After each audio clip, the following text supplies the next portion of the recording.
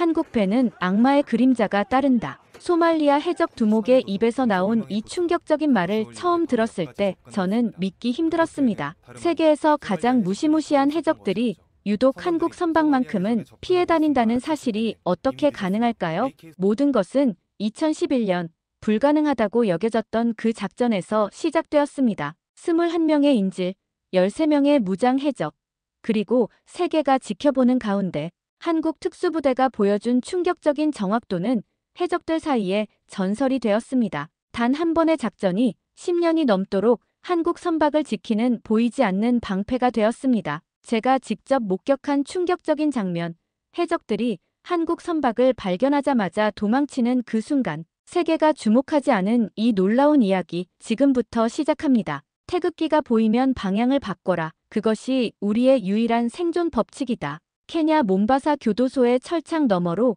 아부디 하산의 목소리가 떨렸습니다. 20척이 넘는 상선을 납치했던 소말리아 해적 두목의 눈에서 읽은 것은 다름 아닌 공포였습니다. 카메라를 들이대자 그는 고개를 돌렸지만 떨리는 목소리만은 숨기지 못했습니다. 내 부하들 시신을 봤소. 머리, 심장, 목, 부위에 집중된 총알이 발견되며 완벽한 사격이었소. 그들은 유령처럼 나타났다가 악마처럼 정확했죠. 15년간 세계 각지의 분쟁 지역을 다뤄온 저에게도 이런 공포에 질린 표정은 처음이었습니다. 무엇이 이 바다의 약탈자를 그토록 두렵게 만든 걸까요? 그리고 왜 하필 한국이었을까요? 안녕하세요. 저는 앙투안 뒤발입니다. 프랑스 출신 다큐멘터리 감독으로 국경 없는 진실 시리즈로 에미상과 칸 영화제, 다큐멘터리 부문 수상 경력이 있습니다. 지난 15년간 저는 세계 곳곳의 분쟁 지역과 위험한 현장을 카메라에 담아왔죠.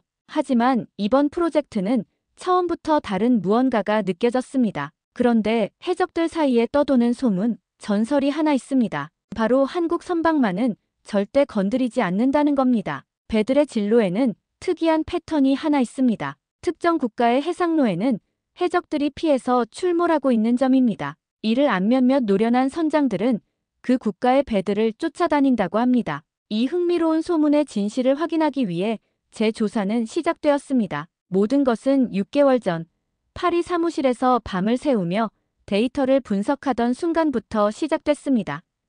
21세기 해적 바다의 그림자들이라는 다큐멘터리 시리즈를 준비하면서 저는 지난 10년간의 국제 해적 활동 데이터를 살펴보고 있었습니다. 그때 발견한 이상한 패턴이 제 호기심을 자극했습니다. 이건 우연일 리가 없어. 스크린에 표시된 세계 지도 위 붉은 점으로 표시된 해적 공격 지점들 사이에 특이한 공백이 보였습니다. 특정 국가의 선박들만 마치 보이지 않는 방어막에 둘러싸인 듯했죠. 데이터를 필터링해보니 그 선박들은 모두 한국 국적이었습니다. 해적 활동이 가장 활발한 아덴만과 말라카 해협에서도 한국 선박 주변에는 공격의 흔적이 거의 없었습니다. 앙투안, 이게 뭐라고 그렇게 흥분해? 프로듀서이자 제 전 연인인 소피가 물었습니다. 10년간 소말리아 해역에서 발생한 상선 납치 434건 중 한국 선박은 단 2건뿐이야.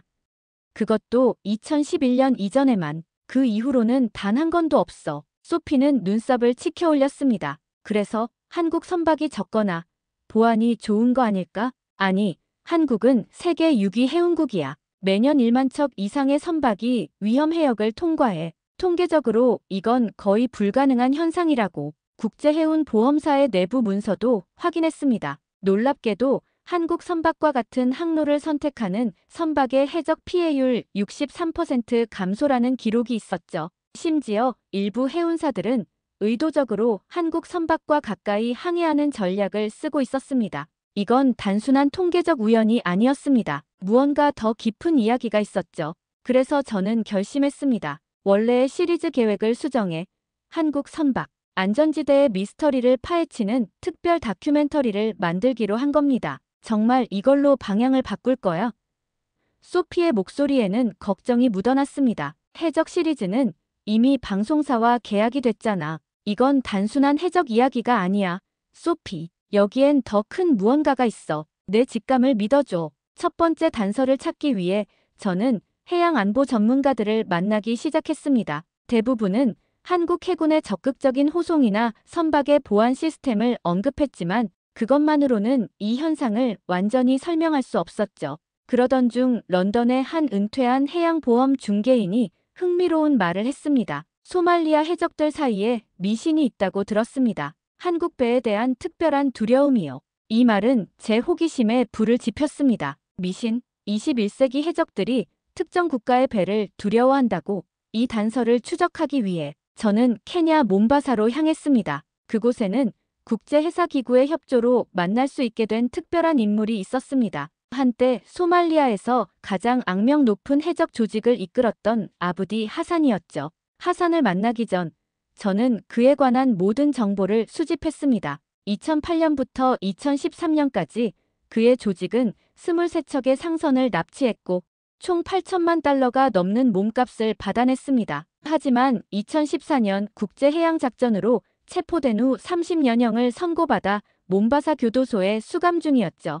교도소 면회실에서 처음 마주한 하산은 제가 상상했던 모습과 달랐습니다. 거칠고 위협적인 해적 두목이 아닌 지친 눈빛의 중년 남성이었죠. 하지만 제가 한국 선박을 언급하는 순간 그의 태도가 극적으로 변했습니다. 바로 그때 들은 말이 한국 배는 악마의 그림자가 따른다였습니다. 이 한마디가 저를 완전히 새로운 여정으로 이끌었고 악마의 그림자의 실체를 찾아 떠나는 여정이 시작되었습니다. 한국 배를 공격한 자들에게는 죽음만이 기다린다. 아부디 하산의 말은 교도소 면회실에 무거운 침묵을 드리웠습니다. 창백한 형광등 아래 그의 얼굴에 맺힌 땀방울이 선명하게 보였습니다. 손에 쥐고 있던 담배가 가늘게 떨리는 모습에서 저는 그가 과거의 공포를 다시 경험하고 있음을 알 수 있었습니다. 이 미신은 언제부터 시작된 건가요?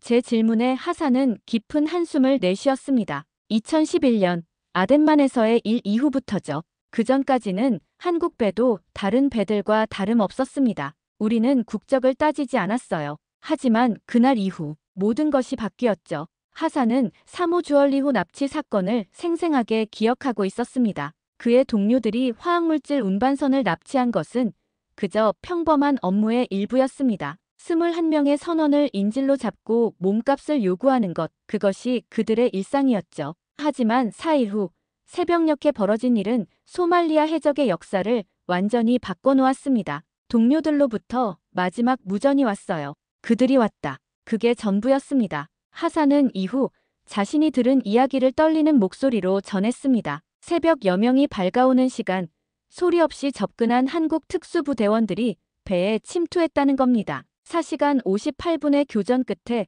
해적 8명이 사살되고 5명이 생포되었습니다. 선원 21명은 전원 무사히 구출되었죠. 특수부대의 정확한 사격은 해적들 사이에서 전설이 되었습니다. 단 한 발로 목표물을 제압했다고 해요. 마치 죽음의 천사들 같았다고. 하산의 증언은 제가 수집한 데이터와 정확히 일치했습니다. 해당 작전 이후 한국 선박 납치 시도는 실질적으로 영건으로 떨어졌습니다. 심지어 소말리아 해적들 사이에서는 나쁜 징조로 여겨져 의도적으로 피하게 되었다는 것이죠. 아덴만 여명 작전. 이 작전의 공식 명칭이었군요. 제가 말하자 하산은 고개를 끄덕였습니다. 우리는 그걸 악마의 그림자 작전이라고 불렀습니다. 생존한 해적들이 말하길 한국 특수부대원들이 검은 그림자처럼 나타났다고 했으니까요. 그는 이어서 충격적인 이야기를 들려주었습니다. 생존에 돌아온 해적 한 명은 트라우마로 제대로 된 삶을 살지 못했다고 합니다. 밤마다 검은 유령들이 나타나 자신을 데려가려 한다며 악몽에 시달렸고 결국 정신을 잃고 말았다는 것이죠. 이제 모든 해적들은 알고 있습니다. 태극기가 달린 배를 보면 다른 방향으로 가라. 그들의 그림자가 당신을 따라올 테니. 몬바사 교도소를 나오며 저는 하산의 증언이 단순한 미신이 아니라는 확신이 들었습니다. 이것은 한 작전이 해적 세계에 남긴 심리적 충격의 증거였습니다. 하지만 이야기의 다른 측면, 한국 쪽의 시각도 들어볼 필요가 있었습니다. 파리로 돌아온 후 저는 아덴만 여명 작전에 대한 모든 공개 자료를 수집했습니다. 당시 외신 보도에 따르면 이 작전은 대담하고 드라마틱한 구출 작전으로 묘사되었습니다. 놀라운 것은 한국 해군이 해외에서 자국민을 구출한 최초의 성공 사례였다는 점입니다. 이 작전의 성공 비결이 뭐였을까? 소피가 편집실에서 질문했습니다. 아직 모르겠어. 하지만 그것이 해적들에게 남긴 심리적 충격은 분명해. 한국에 직접 가봐야 할 것 같아. 서울행 비행기를 예약하기 전 저는 마지막으로 한 가지 더 확인하고 싶었습니다. 국제해사기구 IMO의 데이터베이스를 통해 아덴만 작전 이후 해적 활동의 변화를 추적해 보았죠. 결과는 놀라웠습니다. 2011년 1월 21일 이전 소말리아 해적들은 매달 평균 19.3건의 선박 공격을 시도했습니다. 그러나 아덴만 작전 직후 3개월간 그 수치는 8.7건으로 급감했습니다. 더 흥미로운 것은 한국 선박을 향한 공격이 거의 전무했다는 점이었죠. 통계적으로 이건 매우 유의미한 변화야. 데이터 분석가 마르크의 말이 생각났습니다. 단 한 번의 사건이 이렇게 장기적인 패턴을 만들어낸 건 극히 드문 경우지. 영국 해양보험협회의 내부 보고서도 확인할 수 있었습니다. 보고서는 한국 선박과 동일 항로를 공유하는 선박에 대한 보험료, 차등 적용 가능성 검토를 권고하고 있었습니다. 이는 보험사들조차 한국 선박 안전지대 현상을 인지하고 있었다는 증거였죠. 저는 서울행 비행기에 몸을 실었습니다. 창밖으로 펼쳐진 구름 바다를 바라보며 제 머릿속에는 수많은 질문이 맴돌았습니다. 어떻게 한 번의 작전이 이런 장기적인 영향을 미칠 수 있었을까요? 이 작전의 어떤 요소가 해적들에게 그토록 강력한 심리적 충격을 주었을까요? 인천공항에 도착하자 한국국제해양안보연구소의 김세진 연구원이 저를 맞이했습니다. 38세의 김세진은 아덴만 작전 이후의 해양안보 패러다임 변화를 연구해온 전문가였습니다. 다큐멘터리에 관심 가져주셔서 감사합니다. 외국인의 시선으로 이 작전을 조명하는 건 처음인 것 같네요. 김세진의 첫 인사는 공식적이었지만 그의 눈빛에서 저는 진정한 협력 의지를 느낄 수 있었습니다. 서울로 향하는 차 안에서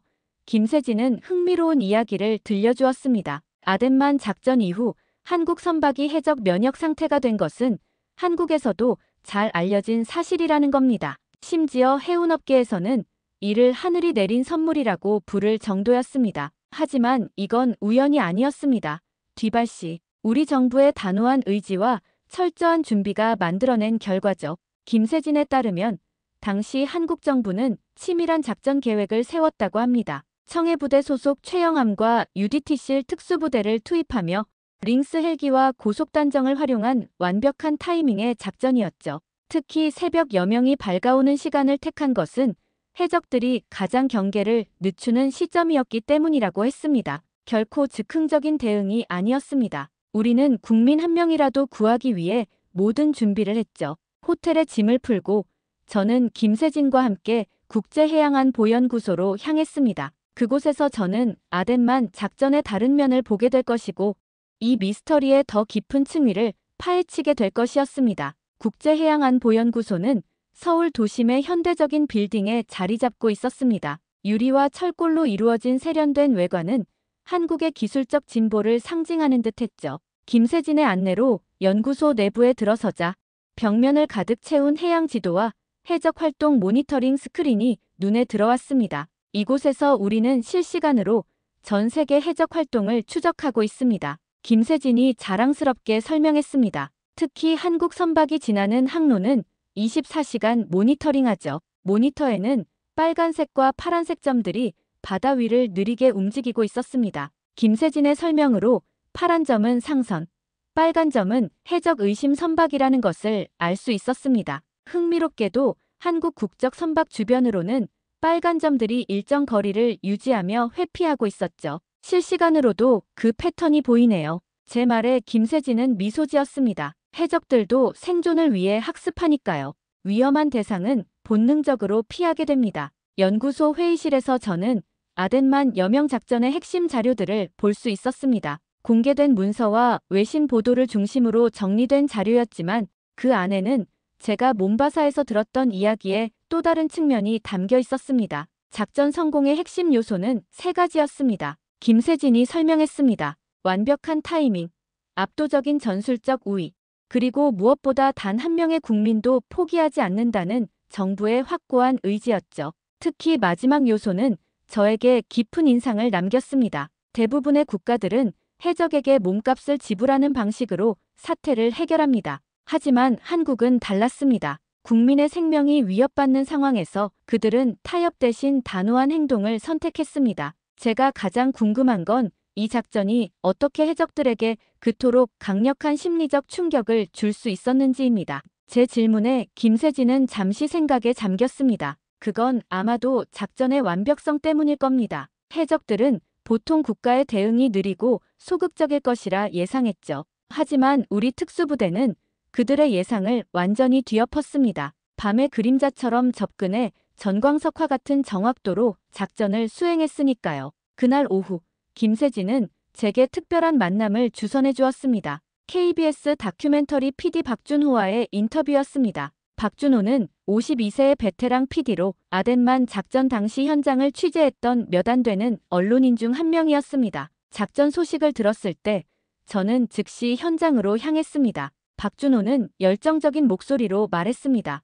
그때의 국민적 분위기는 이루 말할 수 없었어요. 온 나라가 숨죽이며 상황을 지켜보고 있었죠. 박준호는 개인 아카이브에서 당시 촬영한 영상들을 보여주었습니다. 해군 기지에서 출정하는 가족들의 모습, 작전 성공 소식에 환호하는 국민들, 그리고 귀국하는 선원들과 그들을 맞이하는 가족들의 눈물 어린 재회까지. 그 장면들에서 저는 이 작전이 단순한 군사 행동이 아닌 한 국가의 결단력과 의지의 표현이었음을 느낄 수 있었습니다. 사실 이 작전의 진짜 영웅은 석혜균 선장이었습니다. 박준호가 말했습니다. 그는 총에 맞은 상태에서도 해적들이 조종실을 장악하지 못하도록 배의 속도를 조절했습니다. 말 그대로 목숨을 걸고 시간을 버는 기지를 발휘한 거죠. 석혜균 선장을 만날 수 있을까요? 제가 물었습니다. 선장님은 언론 인터뷰를 거의 하지 않으십니다. 하지만 그분의 지인을 통해 이야기를 들을 수 있을지도 모르겠네요. 다음 날 아침, 저는 석혜균 선장과 가까운 관계인 한국 국제 저널리스트 이민주를 만났습니다. 현재 32세의 이민주는 국제 저널리스트로 활동하고 있었습니다. 석혜균 선장님은 당신의 다큐멘터리에 관심이 있으시더군요. 이민주가 말했습니다. 직접 인터뷰는 어려우실 것 같지만 제가 아는 이야기를 들려드릴 수 있습니다. 이민주에 따르면 석혜균 선장은 해적들에게 납치된 순간부터 구출까지의 모든 과정을 선명하게 기억하고 있다고 합니다. 특히 그가 강조한 것은 한국 정부가 포기하지 않을 것이라는 확신이었습니다. 석혜균 선장님은 계속해서 해적들에게 한국 정부는 우리를 구하러 올 것이라고 말했대요. 배를 느리게 운항하며 시간을 버는 것도 그런 확신이 있었기에 가능했던 거죠. 이민주의 말에 저는 깊은 감동을 느꼈습니다. 9년 전 이라크에서 테러 단체에 5일간 억류되었던 제 경험이 떠올랐습니다. 그때 저는 완전한 절망 속에 있었고 구출될 가능성이 희박하다고 느꼈었죠. 하지만 석혜균 선장은 달랐습니다. 그는 자국이 자신을 구하러 올 것이라는 굳건한 믿음이 있었습니다. 이게 바로 한국인의 정신입니다. 이민주는 말했습니다. 우리는 어떤 상황에서도 서로를 포기하지 않아요. 특히 국가가 국민을 향한 책임을 다하는 것은 우리 문화의 핵심이죠. 그날 오후, 저는 이민주와 함께 서울 시내를 돌아보았습니다. 현대적인 고층 빌딩과 전통적인 한옥이 공존하는 도시 풍경은 마치 한국의 정체성을 상징하는 듯 했습니다. 과거의 전통과 미래를 향한 진보가 조화롭게 어우러진 모습이었죠. 한국은 불과 60년 전만 해도 세계에서 가장 가난한 나라 중 하나였어요. 이민주가 설명했습니다. 전쟁으로 폐허가 된 나라에서 세계 10위권의 경제 강국으로 성장했죠. 그 과정에서 우리는 단결력과 위기 극복 능력을 키웠습니다. 그녀의 말에서 저는 아덴만 작전의 또 다른 맥락을 이해할 수 있었습니다. 한국인들에게 이 작전은 단순한 인질 구출 이상의 의미를 가지고 있었습니다. 그것은 국제사회에서 한국의 위상과 역량을 보여주는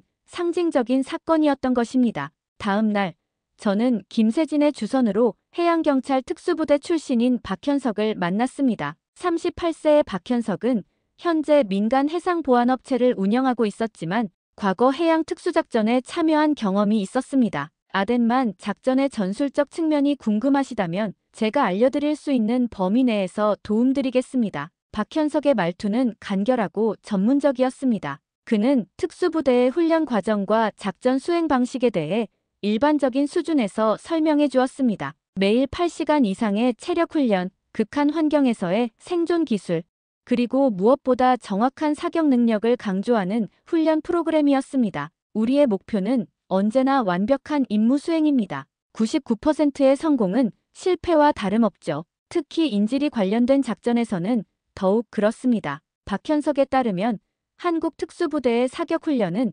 특히 엄격하다고 합니다. 원샷, 원킬이라는 원칙 아래 극한의 상황에서도 정확한 타격을 가할 수 있도록 끊임없이 훈련한다는 것이었습니다. 하산이 말했던 머리, 심장, 목 부위에 집중된 총알이 바로 그런 훈련의 결과겠군요. 제 말에 박현석은 침묵으로 답했습니다. 군사적 세부 사항에 대해서는 말할 수 없는 입장이었겠지만 그의 눈빛에서 저는 자부심을 읽을 수 있었습니다. 서울에서의 마지막 날, 국방부 해양안보 담당관 최진우를 만났습니다. 그는 아덴만 작전의 외교적 처리와 국제법적 측면을 설명해 주었습니다. 작전 이후 우리는 생포한 해적들을 정식으로 한국에 송환해 법적 절차에 따라 처리했습니다. 이는 국제해양법에 따른 정당한 조치였죠. 최진우에 따르면 이 작전과 후속 조치는 국제사회에서 한국의 원칙적이고 법적인 접근 방식을 보여주는 사례가 되었다고 합니다.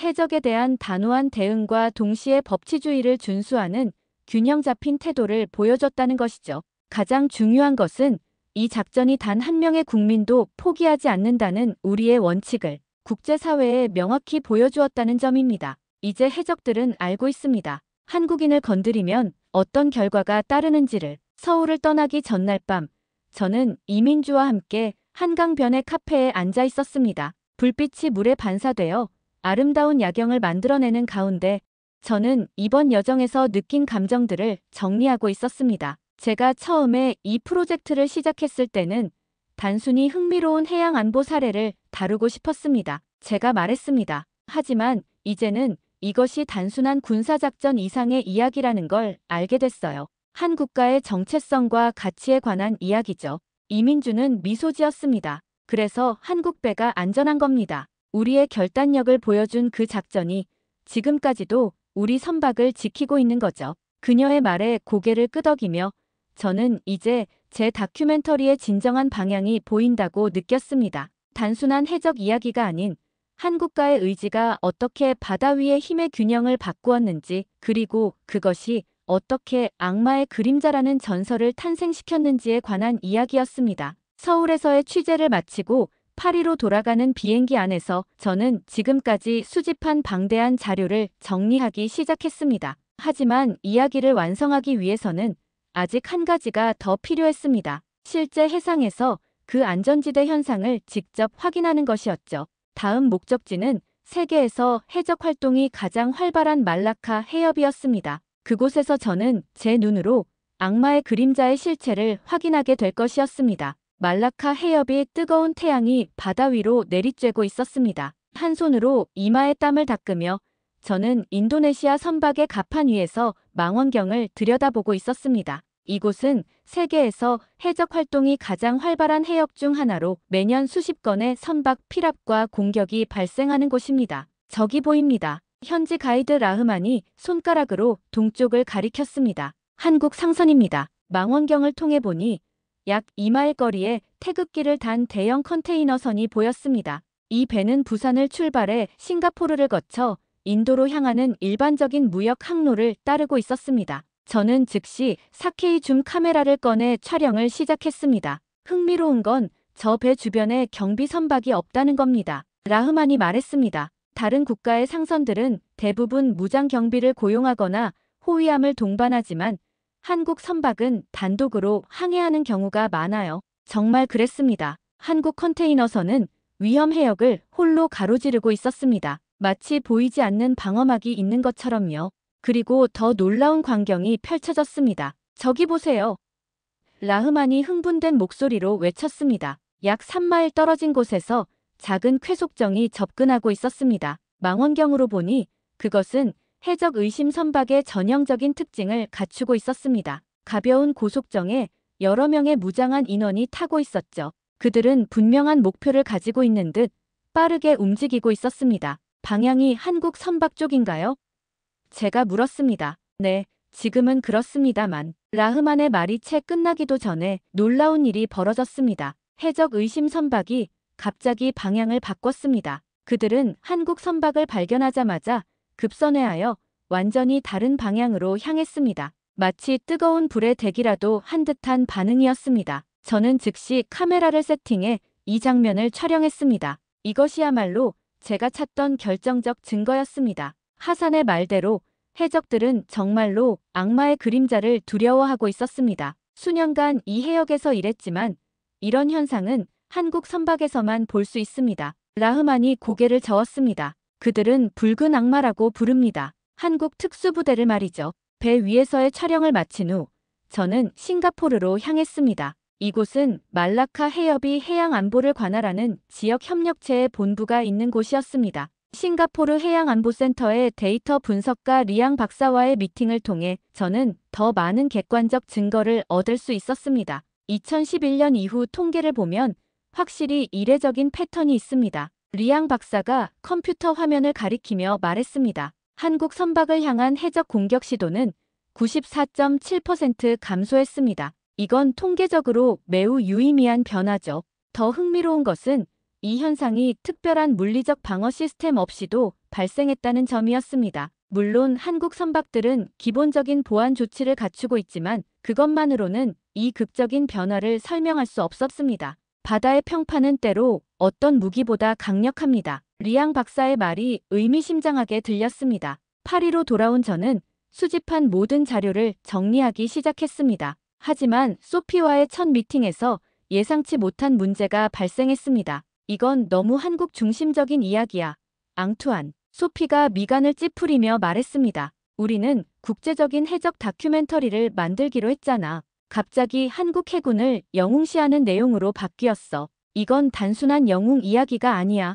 소피. 제가 반박했습니다. 한 국가의 결단력이 어떻게 국제해역의 안보 패러다임을 바꿨는지에 관한 이야기지. 이건 객관적인 사실이야. 하지만 방송사 임원들 역시 우려를 표했습니다. 그들의 주장은 원래 기획했던 21세기 해적 시리즈의 방향성에서 너무 벗어났다는 것이었죠. 더구나 주요 시청자인 유럽과 미국 관객들에게 낯선 국가의 이야기를 전면에 내세우는 것에 대한 불안감도 있었습니다. 사무실을 나오며 저는 깊은 좌절감을 느꼈습니다. 그동안의 취재가 물거품이 될 위기였습니다. 하지만 이내 마음을 다잡았습니다. 제가 발견한 이야기는 가치가 있었고 세상에 알려질 필요가 있었습니다. 앙투안, 기다려봐. 소피가 뒤에서 따라와 말했습니다. 내가 너를 돕고 싶어. 하지만 좀 더 균형 잡힌 시각이 필요해. 다른 국가들의 해적 대응 사례도 함께 다루면 어떨까? 소피의 제안은 타당했습니다.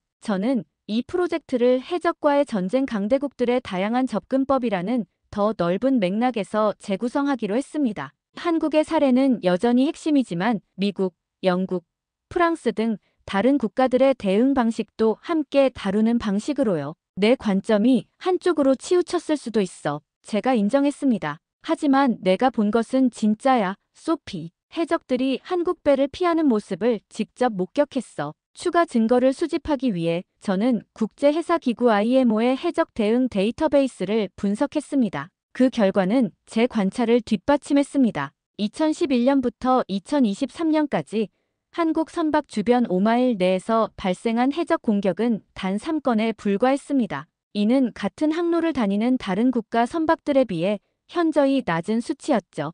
영국 해양보험협회의 내부 보고서도 입수했습니다. 흥미롭게도 이 보고서는 한국 선박과 동일 항로를 공유하는 선박에 대한 보험료 차등 적용 가능성 검토를 권고하고 있었습니다. 이는 보험업계조차 한국 선박 안전지대 현상을 인지하고 있었다는 증거였죠. 이러한 객관적 데이터를 정리한 후 저는 소피와 다시 만났습니다. 이번에는 감독으로서가 아닌 데이터 분석가로서 접근했습니다. 이건 단순한 한국 홍보가 아니야. 이 데이터를 봐. 제가 차트와 그래프를 보여주며 말했습니다. 이건 통계적으로 유의미한 패턴이야. 어떤 강력한 요인이 해적들의 행동 패턴을 바꾸고 있어. 소피는 자료를 주의 깊게 살펴본 후 고개를 끄덕였습니다. 알겠어. 하지만 이걸 어떻게 시청자들에게 설득력 있게 전달할 수 있을까? 그때 제 머릿속에 아이디어가 떠올랐습니다. 실제 해상에서 촬영한 영상이 있어. 해적 의심 선박이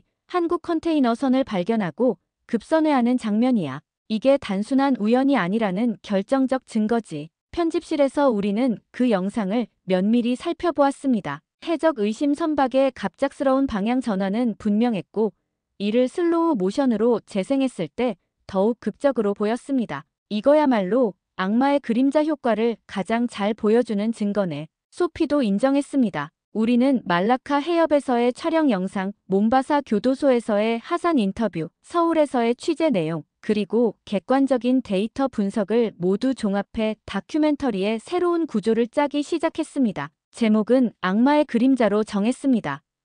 편집 과정에서 저는 단순히 한국을 영웅시하는 것이 아니라 한국과의 단호한 결단이 어떻게 장기적인 안보 효과를 만들어낼 수 있는지에 대한 보편적 교훈을 강조했습니다. 이것은 어느 나라에서도 적용될 수 있는 원칙이었습니다. 이 다큐멘터리는 특정 국가에 관한 것이 아니라 결단력과 의지의 힘에 관한 이야기야. 제가 소피에게 설명했습니다. 한 번의 행동이 어떻게 10년 이상 지속되는 효과를 만들어낼 수 있는지에 대한 연구지. 소피는 마침내 이 방향성에 동의했고 방송사 측도 새로운 접근법에 흥미를 보였습니다. 특히 실제 해상에서 촬영한 해적 회피 장면은 다큐멘터리의 가장 강력한 시각적 증거로 자리 잡았습니다. 편집 작업이 절정에 달했을 때 저는 추가 정보를 얻기 위해 재차 한국 측 관계자들과 연락을 취했습니다. 김세진 연구원은 아덴만 작전 이후 한국 해군의 국제활동이 크게 확대되었다는 흥미로운 정보를 제공했습니다. 작전 이후 청해부대의 활동 범위가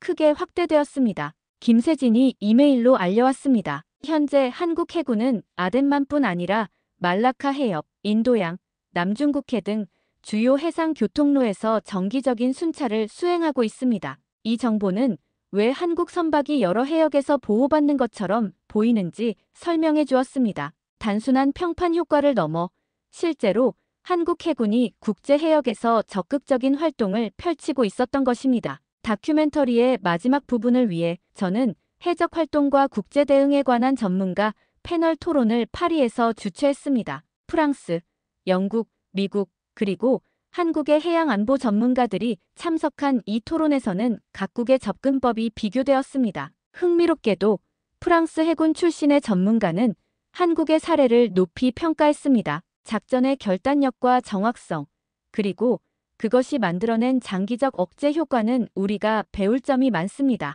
특히 인질 구출 작전에서의 완벽한 성공률은 주목할 만합니다. 편집실에서 마지막 작업을 마치며 저는 이 프로젝트가 처음 의도했던 것보다 훨씬 더 깊고 의미 있는 이야기가 되었다고 느꼈습니다. 처음에는 단순한 해적 이야기를 찾아 나섰지만 결국 국가의 결단력과 의지가 만들어낸 놀라운 영향력에 관한 이야기를 발견한 것입니다. 다큐멘터리의 마지막 장면으로 저는 말라카 해협에서 촬영한 순간을 선택했습니다. 해가 지는 바다 위로 한국 상선이 조용히 항해하는 모습, 그리고 그 뒤로 어슴풀에 드리워진 그림자, 마치 눈에 보이지 않는 보호막처럼 그 배를 따라가는 악마의 그림자였습니다. 때로는 힘의 과시보다 단 한 번의 결단적 행동이 더 오래 지속되는 효과를 만들어냅니다. 제 내레이션으로 장면은 마무리되었습니다. 바다 위에 이 보이지 않는 그림자는 한국가가 자국민을 지키기 위해 보여준 의지의 상징입니다.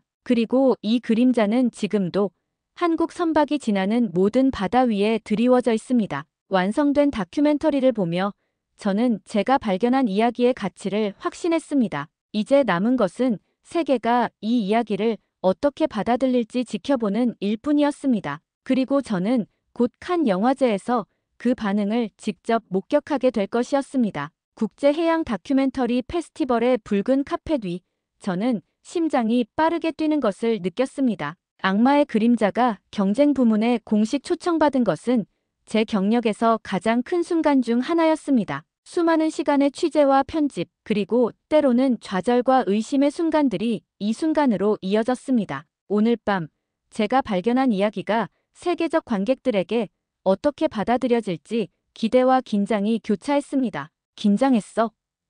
소피가 제 옆에서 물었습니다. 그녀는 이제 이 프로젝트의 가장 강력한 지지자가 되어 있었습니다. 조금. 제가 미소 지으며 대답했습니다. 하지만 이 이야기는 들려줘야 해. 그게 중요해. 상영관 안으로 들어서자 저는 한국에서 온 몇몇 인사들이 참석한 것을 발견했습니다. 그 중에는 김세진 연구원과 이민주도 있었습니다. 그들이 먼 곳까지 와준 것에 감사함을 느꼈습니다. 제가 발견한 이야기의 중심에 있는 국가의 대표자들이 이 자리에 함께 한다는 사실이 더욱 의미 있게 다가왔습니다. 불이 꺼지고 스크린이 밝아지자 90분간의 여정이 시작되었습니다. 제 다큐멘터리는 몬바사 교도소에서 아부디 하산의 떨리는 목소리로 시작했습니다. 한국 배는 악마의 그림자가 따른다. 그의 공포에 찬 증언이 어두운 상영관에 울려 퍼졌습니다. 영화는 제가 데이터 분석을 통해 한국 선박 안전지대 현상을 발견하는 과정, 하산의 충격적인 증언,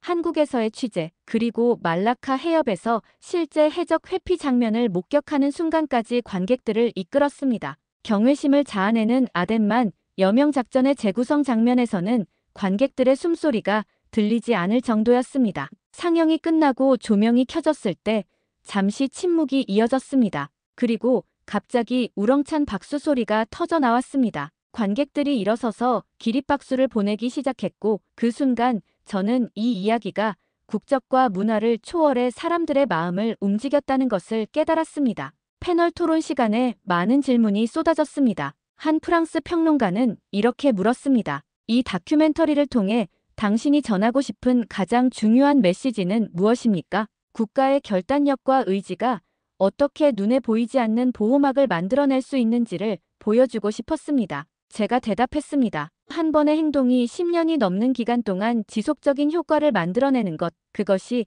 제가 발견한 놀라운 현상이었습니다. 영국의 한 저널리스트는 더 직접적인 질문을 던졌습니다. 당신은 이 작품을 통해 한국을 미화하고 있다는 비판을 받을 수도 있을 것 같은데 이에 대해 어떻게 생각하십니까? 저는 사실을 따랐습니다. 제가 확신을 담아 대답했습니다. 아부디 하산의 증언, 국제해사기구의 데이터, 그리고 제가 직접 목격한 장면들, 이 모든 것이 같은 방향을 가리키고 있었습니다. 제가 한국에 대해 아무것도 모르는 상태에서 시작했던 조사가 결국 이러한 결론으로 이어진 것입니다. 영화제에서의 성공적인 상영 이후 악마의 그림자는 예상보다 더 큰 관심을 받기 시작했습니다. 여러 국제 미디어, 매체와 해양 안보 관련 학술 커뮤니티에서 이 작품을 주목했습니다. 특히 해양 안보와 국제관계 분야의 전문가들 사이에서 진지한 토론의 주제가 되었습니다. 영국의 해양정책 연구그룹은 이 다큐멘터리를 주제로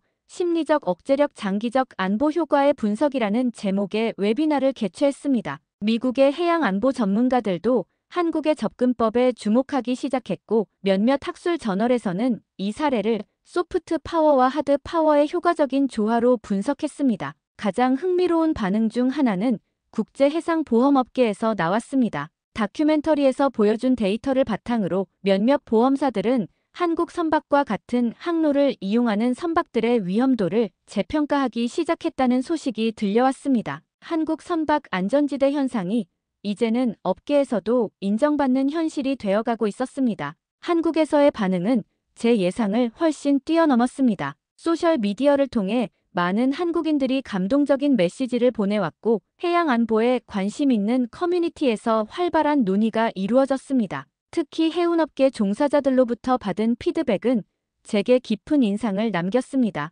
심지어 김세진 연구원을 통해 아덴만 작전에 간접적으로 관련되었던 분들의 고마움도 전해 들을 수 있었습니다. 이때 저는 이 다큐멘터리가 단순한 영화를 넘어 실제 경험했던 그리고 희생했던 사람들의 이야기를 세상에 알리는 의미 있는 매개체가 되었다는 것을 깊이 느꼈습니다. 김세진 연구원을 통해 석혜균 선장의 소감도 전해 들을 수 있었습니다. 저는 그저 의무를 다했을 뿐입니다. 진정한 영웅은 우리를 구하러 온 해군 대원들입니다. 그의 겸손한 말에 저는 깊은 감동을 느꼈습니다. 그 순간 저는 한국인들에게 이 작전이 단순한 군사적 성공 이상의 의미를 가진다는 것을 다시 한번 깨달았습니다. 그것은 국가적 자긍심과 결단력의 상징이었던 것입니다. 한국 방문 중에 저는 해양 안보 관련 세미나에 참석할 기회가 있었습니다. 그곳에서 만난 해군 출신의 한 전문가는 특수부대 훈련의 철학에 대해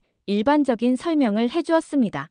우리의 모토는 실패는 선택사항이 아니다입니다. 그가 말했습니다. 특히 인질 구출 작전에서는 99.9%의 성공도 실패로 간주합니다. 이 말은 아부디 하산의 공포에 찬 증언을 더욱 생생하게 만들었습니다. 머리, 심장, 목, 부위에 집중된 총알. 그것은 우연이 아닌 끊임없는 훈련과 철학의 결과였던 것입니다. 파리로 돌아온 후 저는 이 프로젝트가 제 인생과 경력에 미친 깊은 영향에 대해 생각해 보았습니다. 처음에는 단순한 해적 다큐멘터리를 만들려 했지만 결국 국가의 의지와 결단력에 관한 보편적 이야기를 발견했습니다. 그리고 그 과정에서 제 자신의 관점도 크게 변화했음을 부정할 수 없었습니다. 제 다음 프로젝트는 자연스럽게 정해졌습니다. 보이지 않는 영향력 결단력이 만드는 장기적 효과라는 제목으로 다양한 분야에서 단 한 번의 결정적 행동이 어떻게 지속적인 영향을 미치는지를 탐구하는 시리즈였습니다. 한국의 사례는 그 첫 번째 에피소드가 될 것이었습니다. 이번 작업이 당신을 많이 변화시켰군요. 소피가 새 프로젝트 기획서를 검토하며 말했습니다. 그래, 내가 세상을 보는 방식이 바뀌었어. 제가 대답했습니다. 때로는 가장 강력한 힘이 눈에 보이지 않는다는 것을 깨달았지. 평판, 의지, 결단력. 이런 것들이 물리적인 힘보다 더 오래 지속되는 효과를 만들어낼 수 있어. 악마의 그림자는 여러 국제 다큐멘터리 페스티벌에서 상영되며 호평을 받았습니다. 해양 안보 다큐멘터리 부문에서 특별한 주목을 받게 되었고, 한 시상식에서 소감을 말할 기회가 있었을 때 저는 이 작품이 가능하도록 도움을 준 모든 이들에게 감사를 전했습니다. 이 다큐멘터리는 단 한 명의 국민을 위해서도 모든 것을 걸 수 있는 국가의 의지에 관한 이야기입니다. 제가 소감을 마무리했습니다. 그리고 그런 결단력이 어떻게 보이지 않는, 하지만